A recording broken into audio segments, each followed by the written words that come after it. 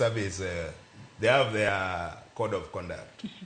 To komi chik monego bene ati ikao en lawful order.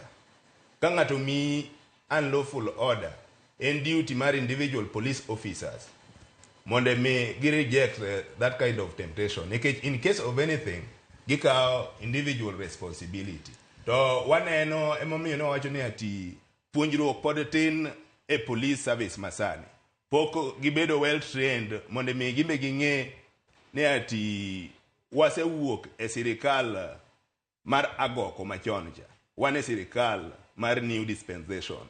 Matiende ke itimo gimarach to in owuon ibiro kawo responsibility.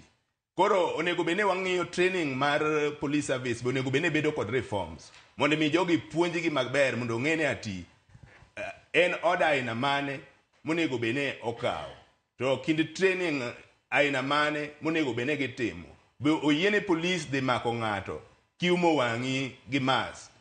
So you can also not even identify yourself. Koro gigi nitie, ok wawach ni ati chik onge, chik gi nitie, to challenge ma wan go ne ati joma waketo kagege ok ging'egi. It can be because of poor training, ne pok ging'eyo ne tijgi onego bene bedo machal nade. Koro onego bene wabedo gi reforms maber, to polise gi chulgi maber, puonj gi training margi bedo maber, mondo ng'ato ka ng'ato ong'e responsibility mare. Nikech the truth en ati chike ma wan godo gin chike maber.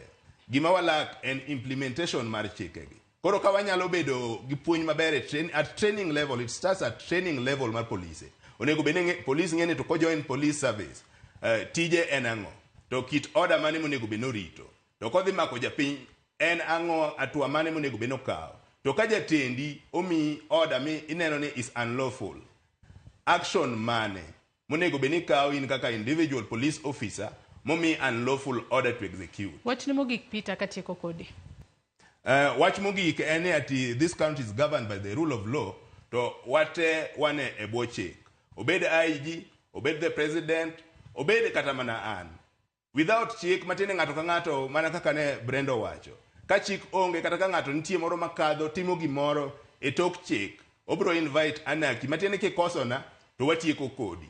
To mano is when danger ngima wa duto. To ratiro mar dhano en magi rights mama non-negotiable. Onego bene sirikal ma waketo e telo ng'iyo ne ratiro mar oganda oriti